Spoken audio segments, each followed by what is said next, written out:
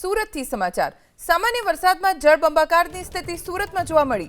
Vesu VIP road Mahavir college પાસે પાણી ભરાયા। અઠવા વિસ્તારમાં પાણી ભરાઈ ગયા। શ્યામ મંદિર જવાનો માર્ગ બંધ થઈ ગયો। બીઆરટીએસ કોરિડોરમાં પાણી ભરાયા। સાવ સામાન્ય વરસાદમાં સુરત શહેરની આ અવદશા થઈ ગઈ। અઠવા વિસ્તાર, વેસુ વીઆઈપી વિસ્તાર, શ્યામ મંદિર જવાનો જે રસ્તો, જ્યાં પાણી ભરાઈ જવાના કારણે મુશ્કેલીનો સામનો અંતે તો સુરતવાસીઓને જ કરવો પડે છે। અમારા સંવાદદાતા ધનરાજ બાગલે પાસેથી વધુ જાણકારી પ્રાપ્ત કરીશું। ધનરાજ, સાવ સામાન્ય વરસાદ પડે તોય સુરતના લોકોને ડર લાગે કે પાણી ન ભરાઈ જાય।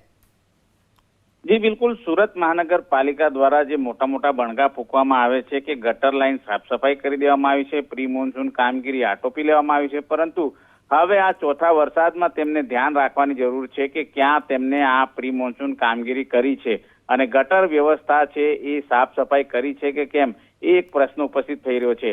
પહેલી વાત કરીએ સુરતના વેસુ વીઆઈપી વિસ્તારની, તો વેસુ વીઆઈપી વિસ્તારમાં ઘૂંટણસમા અને ઢીંચણસમા પાણી ભરાયા છે। ત્યારે સવારની પોરમાં જ વાહન ચાલકોને ભારે હાલાકીનો સામનો કરવો પડ્યો છે।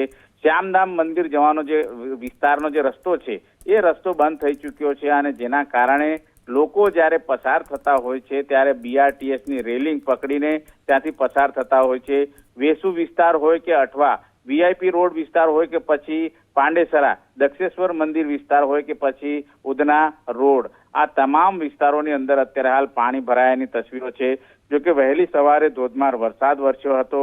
એ વરસાદી પાણી છે એ નીચાણવાળા વિસ્તારમાં ગયું હતું, પરંતુ આ નીચાણવાળા વિસ્તારની અંદર જે ગટર મારફત પાણી સહેલાઈથી જવું જોઈએ એ નહીં જવાના કારણે આ પ્રમાણે સ્થિતિ સર્જાઈ છે। ઠેર ઠેર પાણી ભરાવાની તસવીરો છે એ પણ અત્યારે હાલ જોવા મળી રહી છે। ઉધના જે રોડ છે એ ઉધના રોડ ઉપર કાયમ પાણી ભરાવાની તસવીરો છે સામે આવતી હોય છે। ત્યારે આજે થોડા વરસાદમાં પણ એ જ પ્રકારની પરિસ્થિતિ જોવા મળી છે। ઉધના બસ ડેપો હોય કે પછી દક્ષેશ્વર મંદિર, ત્યાં પણ આ રીતે પાણી ભરાયાની તસવીરો જોવા મળી રહી છે। જોઈ શકાય છે અલગ અલગ 3 થી 4 વિસ્તારોમાં અત્યારે હાલ નીચાણવાળા વિસ્તારની અંદર પાણી ભરાયા છે। ત્યારે સહેલાઈથી પાણીનો નિકાલ થાય તેવું લોકો ઈચ્છી રહ્યા છે અને સુરત મનપા અધિકારીઓ આજે રવિવારનો દિવસ છે, પરંતુ જે સફાઈ કર્મીઓ છે એમને કામે લગાડે જેથી આ પાણીનો નિકાલ થઈ શકે।